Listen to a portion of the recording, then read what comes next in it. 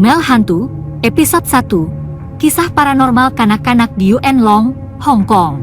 Hello XOXO, nama saya ialah Encik Wong, dan saya ingin berkongsi dengan Anda kisah paranormal dari pengalaman zaman kanak-kanak saya sendiri. Kejadian ini berlaku kira-kira 25 tahun lalu. Ketika itu, kami sekeluarga tinggal di tingkat 4 sebuah bangunan kediaman bertentangan dengan pasar di Yuen Long, Hong Kong. Semasa saya berumur 1 tahun, ayah saya membeli hartanah baru ini.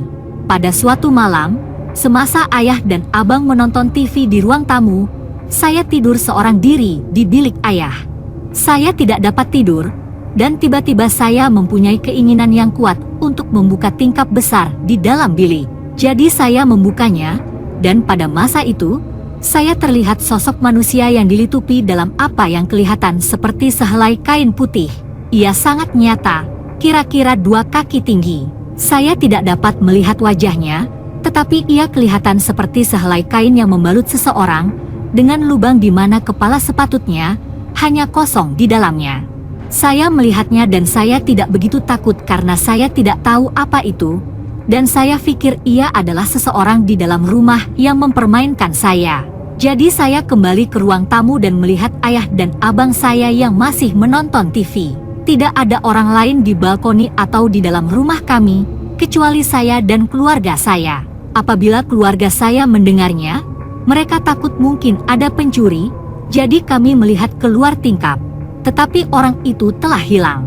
Ayah dan abang saya pikir saya mengada-adakan dan menyuruh saya pergi tidur lebih awal. Ia adalah kali pertama saya melihatnya.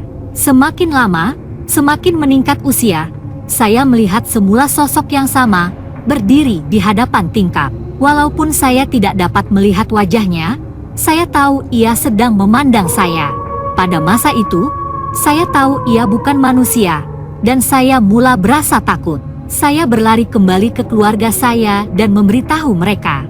Saya terlihat seekor burung gagak. Pada masa itu, saya tidak tahu apa yang berlaku dulu dan tidak paham apa yaitu hantu. Keluarga saya tidak mempercayai saya sebelum ini, jadi saya menggunakan burung gagak untuk menggambarkannya kali ini. Ia sangat pelik karena ayah saya mempercayai saya. Jadi mereka keluar ke balkoni dan bertengkar seketika. Kemudian mereka memberitahu saya semuanya akan menjadi baik-baik saja. Tetapi selepas itu, ia masih muncul lagi.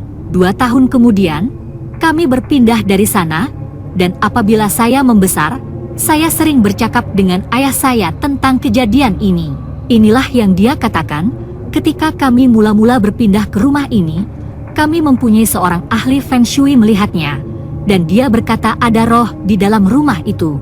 Tetapi dia berkata jika kami mau tinggal, kami perlu menahannya. Jadi ibu bapak saya memutuskan untuk membeli unit ini.